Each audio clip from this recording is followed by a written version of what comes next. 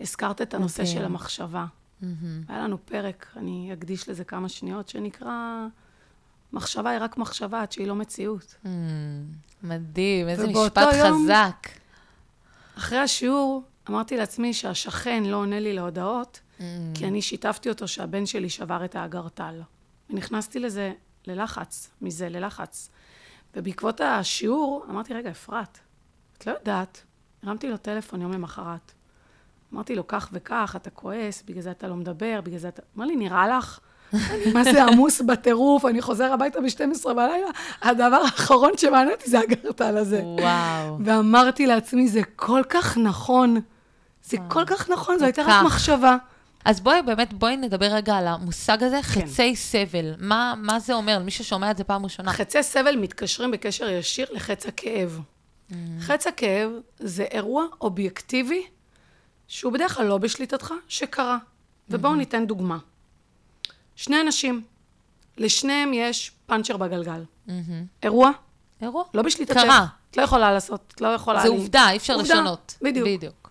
מהעובדה הזאת, עכשיו שני אנשים שאנחנו נתאר, יכולים להתייחס לזה שונה לגמרי. נכון. האחד יגיד, למה לי?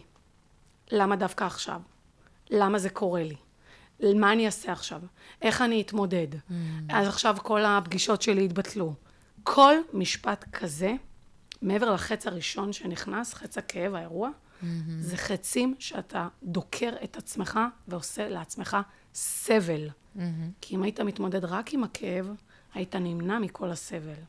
אדם אחר, אומר סבבה, אני מבטל את הפגישה הבאה, כי אני צריך להתמודד עם הפאנצ'ר, עם האירוע. קנה לי כוס קפה בינתיים. שב, אראה חדשות, יעבור על מיילים, יעשה משהו מועיל עם עצמו, לא חסר לנו מה לעשות. נכון. ופה נגמר האירוע.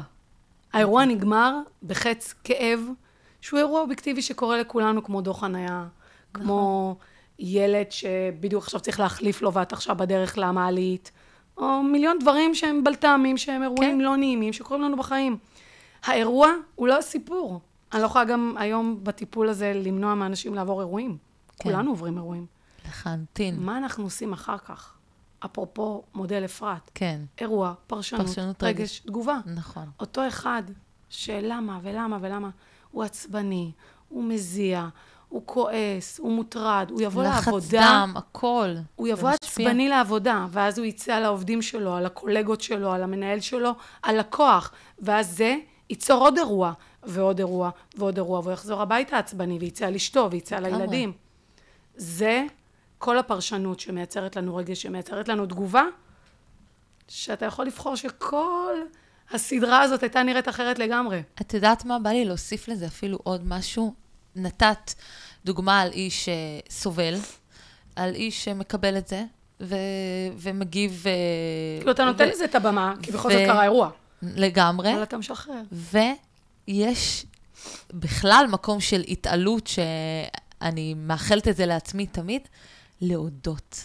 נכון. שזה קרה. נכון. שזה בכלל next level, מה שנקרא. נכון, זו גדולה. זה להגיד, הכל קורה לטובתי. חד משמעית. עכשיו, מה אתה עושה שבעצם זה ההלך מחשבה שלך והלך הרוח שלך? מה אתה אומר בעצם בדבר הזה? אתה אומר, אני לא יודע כלום. אני לא יודע כלום. אני משליך את עצמי עכשיו. נכון. בפני הבורא, היקום, לא משנה איך תקראו לזה. וכרגע זה קרה לטובתי. יכול להיות שאם לא היה לי את הפאנצ'ר הזה, היה קורה משהו אחר. היה קורה משהו אחר. חד משמעית. אז כאילו אני אומרת, אני לא הכל טוב, אבל הכל לטובה. וואו, משפט מדויק. זה המשפט שכתוב לי במסך מחשב ב5 שנים האחרונות. מדהים. כי זו באמת גדולה, וזה קשה להחזיק אותה כל הזמן. נכון. אמונה זה דבר משמעותי. נכון. ואחרי הקורס הזה, אחרי הלמידה הזאת, קרה לי פאנצ'ר בגלגל. אמרתי, אפרת, יש לך הזדמנות לבחון את עצמך. כן. אבל זה היה פאנצ'ר כזה שלא יכלתי להגיע איתו לפאנצ'ריה. אז כאילו אמרתי, טוב, יש איזה באג בתהליך שרציתי בסיסטם. התקשרתי לעמותת ידידים. איזה מדהימים הם. ממש, מצאו לי מישהו שגר אם אנחנו כבר פה ומאזינים לנו כל כך, ואני אומרת, אם אתם שומעים אותנו... אין שליחות כזאת. אז תודה לכם. אין אתם שליחות מדהימים. כזאת. באמת, באמת, באמת. הגיע בחור קסם שגר באזור שלי. ניפח לי את הגלגל. נסע אחריי עד לפנצ'ריה. וואו. אפרופו ההודיה, אני הייתי בהודיה מטורפת. כן. כל הנסיעה, לראות אותו במראה, לראות כן. שהוא לידי, שהוא מייצר לי ביטחון, כי כל דקה יכול להיות מצב שאני לא אוכל להמשיך את הדרך לפנצ'ריה. ליווה אותי עד לפנצ'ריה, ראה שאני בסדר, ואז הלך, ובאותו רגע... יו, איזה מסירות, איזה שליחות. אמרתי, א', הודיה. כן. ב', הנה, פתרתי. וג', נכנסתי לתרום לעמותה המדהימה הזאת. וואו, מדהים. וזה לקחת את ההודיה ולהעביר אותה הלאה. יו, איזה כיף. זה מבחינתי היה... את יודעת, יש להגיד את זה, יש לעשות את זה, יש להאמין בזה. נכון. זה דברים שונים לגמרי. לגמרי. וזו הייתה ההוכחה עבורי שאני אומרת את זה, שאני עושה את זה, ושאני בדרך הנכונה גם להאמין בזה. את יודעת שליוויתי מנהלים, אמרתי להם, יש קו ישר. זה סטטי, שאתה לא בעלייה ולא בירידה. ויש את הקו הזה, שזה הדופק, שזה החיים. לגמרי. הקו הזה... זה מוות. זה מוות. לגמרי. אז זה... גם פה יושב. אתה לפעמים מצליח, אתה לפעמים נופל, אתה חושב, אתה שואל, אתה נכשל, אבל אין באמת כישלון. זה הכל לגמרי. מדרגות בדרך להצלחה אחת גדולה. ואת יודעת, שדיברת על הנושא של הקורבן, זה מזכיר לי שכל התורה הזאת בעצם פונה לעולם הזה. שאתה לא קורבן. כי אני בעקבות התורה הזאת כבר לא יכולה להגיד שמישהו פגע בי. כן. אני רק יכולה להגיד האם אני בחרתי להיפגע. כי הוא, היא, אין להם שליטה עליי. נכון. הם שיעשו מה שהם רוצים. מה אני בחרתי לעשות עם מה שהוא, היא, הם אמרו, עשו, זה שלי. ואחרי שנים להיות גם בענף שבו הייתי מנהלת יחידה, אתה מקור להרבה ריחולים, ואני מצינת הפרט לא אפרט, אבל אתה מקור להרבה ריחולים. ואתה צריך לפתח אור של פיל, ולהגיד, זה שלהם. נכון. אני יודעת מי אני יודעת מה אני יודעת איך אני ישנה בלילה, באיזה שלמות. זה שלהם, זה נשאר שלהם. והיו אנשים קרובים אליי שהיה קשה להם לשמוע את מה שמדברים. הייתי אומרת להם שני דברים. א', אני לא צריכה שאף אחד יגן עליי, אני מוגנת. וב', כנראה שאני מעניינת.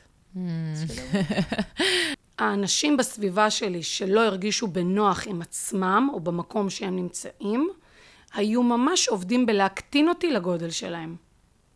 וואו. ממש ככה. כי אני יכולה להגיד לך שבחוויות שלי תמיד פרגנתי. תמיד הרמתי. תמיד אמרתי מה טוב, מה אנחנו יכולים לעשות יחד, כי הרגשתי מאוד נוח בכיסא. כן. וגם הכיסא הזה הוא זמני, אתם רוצים, קחו אותו, כאילו. זה לא עניין אותי, זה לא הניע אותי. זה מדהים מה שאת אומרת. זה לא הניע אותי. מעניין אותי טובת העניין. באתי לשרת ארגון מסוים, מעניין אותי איך לעשות הכי טוב עבור הארגון הזה. כל היתר זה רעש רקע מיותר.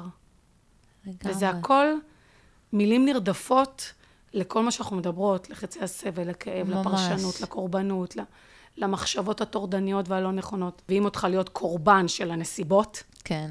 ולבחור, להתמודד, לקבל, לתת רגע השתהות לשנייה. בסדר? מותר היה לי להיות בבאסה. כן. מותר גם היה לי אפילו להזיל דימה. נכון. כי עכשיו קורה לי אירוע לא נעים. נכון. אבל רק להתעסק באירוע. אני לא שאלתי את עצמי שום שאלה אחרת שלא קשורה לאירוע. האירוע הסתיים, איתו הסתיים כל הכאב הזה. מדהים. ואז הרבה יותר קל לו להשתחרר מהסיסטם. כאילו, אפילו הגעתי למשרד באיזושהי תחושת שליחות, שגם תרמתי לעמותת ידידים, שלא יצא לי להכיר אותם עד, אז רק שמעתי עליהם, במיוחד על שילדים נתקעים ברכבים וכאלה. וואו. אז בהקשר הזה הם ממש. גם שליחות. ואני בהודעה גדולה, וכשדיברת, נזכרתי באירוע לפני כמה זמן, שלקחתי את אבא שלי, שלא מרגיש טוב לאחרונה, לרופא פרטי, והיינו אומרים לבוא עם חומר. הדיסקים, MRI, עניינים. ואנחנו מגיעים ויושבים ומחכים, וקשה לו, ואני צריכה להוביל אותו, ולחנות אותו, ולחזור אליו, ואת מאחרת לעבודה. כן. ואני מגיעה, וסוף כל סוף מגיע התור שלנו, ואני מתלהבת, שהבאתי סוף כל סוף את הדיסק. וואו. ואומר הרופא, זה לא הדיסק. אמרתי לו, מה זה לא הדיסק? אמר לי, זה לא הדיסק של הברך, אני צריך עמוד שדרה. אני אומרת לו, אבא, איפה זה? אמר לי, אני בטוח עשיתי. יכול להיות שזה נשכח במעייני הישועה. אני משאירה אותו בהרצליה, כי קשה לו, ונוסעת במשך שעה למעייני הישועה. שיעור בסבלנות. מגיעה למעייני הישועה. איזה שיעור. ומגלה שהוא בכלל לא עשה את הבדיקה. מארגנת לו מונית, שתחזיר אותו הביתה.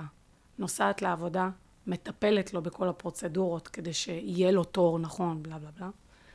מגלה שכשאני בראשון והוא בפתח תקווה, המפתחות שלו לבית אצלי באוטו. יואו. ואת אומרת, ארגנתי שליח וולט שיקפיץ לו על אופנוע את המפתחות. את המפתחות, וואו. ושנינו כבר כביכול שבורים מהסיטואציה, הוא כבר על הקצה, ואז אני שולחת לו הודעה קולית. אני אומרת לו, אבא, כשהשם בוחן אותנו, זה אומר שהוא עומד לשלוח לנו שפע.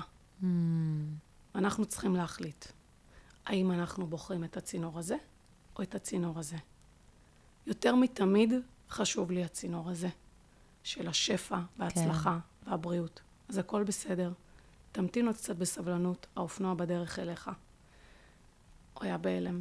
אבא שלי אדם מאמין, אדם דתי, הוא שלח לי הודעה, אמר לי לא, אם את הצלחת להגיע בסיטואציה שאת נמצאת בה, למקום הזה שאת אפילו עוד מרגיעה אותי, שאני הייתי, כאילו, אני אומרת לך, אני רק בסוף היום הבנתי מה עבר עליי, כמה תסכול, כמה ניסיונות. כן. העמידו אותי, כמה ניסיונות, אמרתי, זה לא ייגמר. הגעתי לעבודה, אמרתי, טוב, פה זה ייגמר. אז זה. זה שבחרתי לא להיות קורבן של הנסיבות, והיו מספיק נסיבות.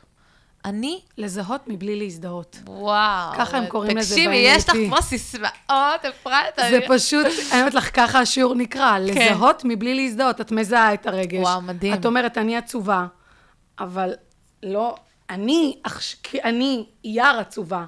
אני כרגע עצובה, בגלל שא', ב', ג', ד'. אני כרגע כעוסה. כי א', ב', ג', אבל זה לא אני, זה לא אפשר הבעיה להגיד, שלי. אני מרגישה עצב. כן, מרגישה עצב. נכון. וזה גם נפרדות. נכון. זה גם ליצור את הנפרדות.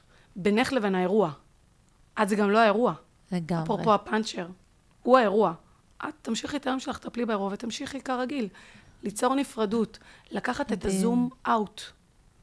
זה נכון גם בתרגילי חשבון, שאת מסתבכת ורגע צריך לזוז הצידה. וזה נכון בכל אירוע בחיים שאתה מרגיש שהוא טיפה הופך להיות כבד. זוז אחורה שתי צעדים. תסתכל עליו ממעוף הציפור, פתאום תזהה שיש גם אי שבה אין בה בעיה. לא רק את הבעיה, אתה תראה, כשאתה רואה את זה מרחוק. מדהים, מדהים. תקשיבי, את מלאה בשפע של ידע, ואת יודעת, אני חושבת שמה שהכי בולט גם זה ההנגשה שלך, גם ממקום אישי, וגם שאת יודעת לתמצת הכל לאיזשהו משפט שנטמע, ואפשר ללכת איתו, אפשר ללכת איתו. אל תלכי קרן שמש. למה בחרת השיר הזה, אפרת? במהלך הקורס התחזקה בי הדעה שאני הולכת לצאת לעצמאות. וכשביקשו מאיתנו בתהליך של העצימת עיניים והרפאיה, להגיד מה החזון שלנו, ב-NLP זה נקרא outcome, התוצאה הרצויה. אמרתי להם שאני רואה את עצמי על במה גדולה, שמאחורה בת שחור, ובמרכז שלה שמש ענקית. וואו.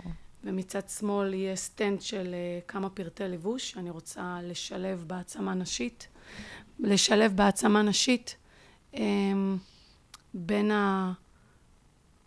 התוכן והנפש והחומר והאמונה העצמית לסטייל. מדהים. ואמרו לי, הייתי צריכה ממש לדייק, ולהרצאה קוראים את השמש.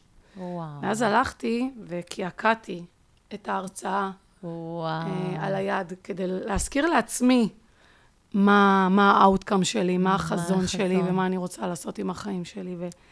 וכל תהליך כזה מקרב אותך לגרסה הכי טובה של עצמך. ב-NLP יש... כל התורה הזאת מדברת על זה שיש לנו יכולת לחוות מחדש מסלולים במוח. פותחת לו מסלול חדש, שנקרא לך תשתה כוס מים. כן. וכמה פעמים שאת תהיי במסלול הזה, זה יהיה האוטומט החדש שלך. שאת שותה כוס מים, וזה לחלוטין אפשרי.